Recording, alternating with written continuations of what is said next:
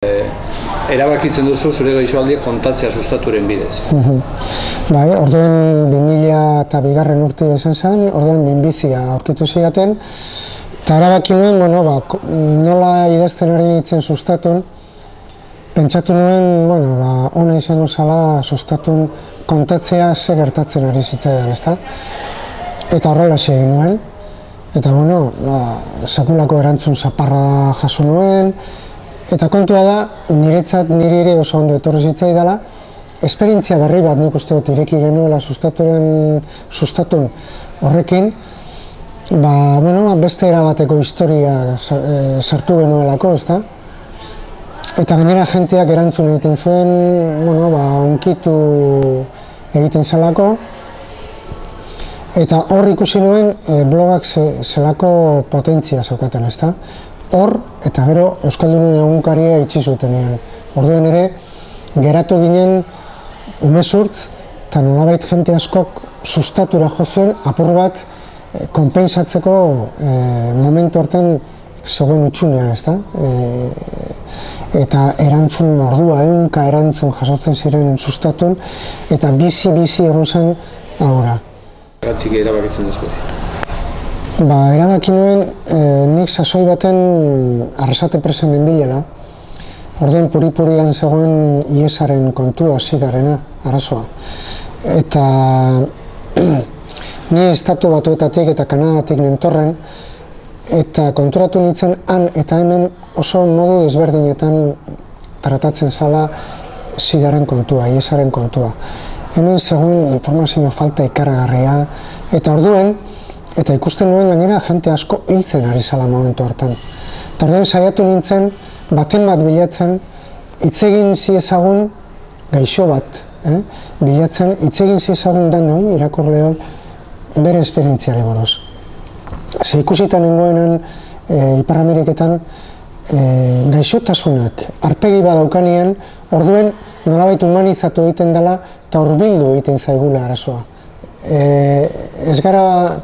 Ez dugu ikusten beldurretik, baizik eta hurbiltasunetik. Eta orduen ez nuen lortu, ez nuen inora aurkitu prest horretarako.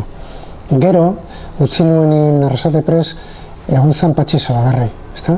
Eta Patxi Salaberrik gaixua zen, Arrasatearra, iesa zeukan, eta sekulako lana egin zuen bere testigantza ematen. Eta nik uste Patxi Salaberrik guretzat, Euskaldunontzat, ipini ziola aurpegi bat gaixotasunari. Eta horri esker, beste modu baten ulertu genuela iesa, ezta? Eta orduen niri tokatu zitzaidanien minbizia, esan ibili nintzen beste sasoi baten bila, ezta? Iesaraz pixka bat hitz egiteko, hiri tokatu zaik minbizia, eskeni nire burua. Eta orduen pentsatu nuen, nire ordua zala horretaz hitz egiteko. Minbiziaz oso gutxi hitz egiten da, hitz egin izan da, oso traga egin dugu asko, iaia tabu izan da, eta ondion neurri baten segitzen du izaten, eta orduen esan, hauxera nire aukera, ezta? Eta behar bada, ekarpen hau egin dezaket, pixka bat jentiak hobeto ezagutzeko gaixotasuna, eta jendearen erantzunek laguntza amazi zuen? Ikaragarri. Nik alde hortatik, hitz egin nuen nire sentimentoi buruz, eta nolabait biluztu nintzen, baina horren bueltan jaso nuen jendearen elkartasuna, jendearen maitasuna, atxikimentua, eta sekulako upada.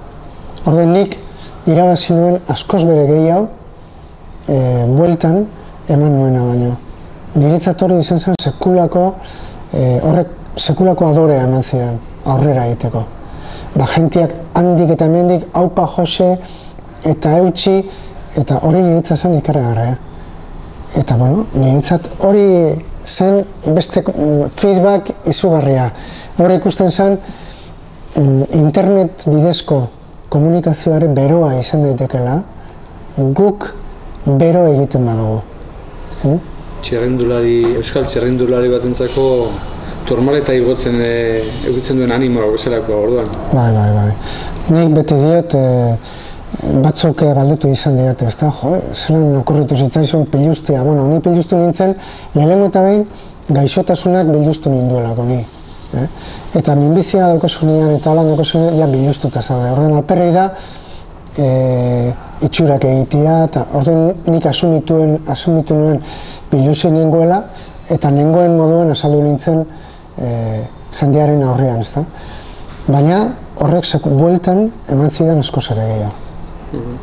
Eta hortik dator gero baita ere, liburu bat argitara. Kasu honetan, behar bada hori da gainera, liburu honen berezitasunik handiena, ezta? Lance Armstrong txirrindulariak idatzi zuen bere liburua ondoren, osatu eta gero, eta kazetari bat erabilita, eta Adolfo Suarrezen alabak ere bai. Nire kasuan, lehenengo sarean idatzi nuen, eta gainera idatzi nuen gauzak gertatu ala, ez ondoren. Eta orduan liburuak egin zuen hori jaso. Orduan, liburuak jasotako gauza guztiak aurretik argitaratuta zeuden sarean, sustatun. Orduan, sustatun jende batek irakurri zituen, iritsi izan jende baten gana, eta liburuaren bitartez iritsi izan beste publiko batera. Hori izan zen, liburu horren berezitasuna segurazko hori izango da. Alde batetik, gai horren inguruan idatzitako, testigantza moduan idatzitako aurreneko liburuetariko bat izango zala, baina batez ere saretik zetorrela, eta aurretik interneten argitaratu zala.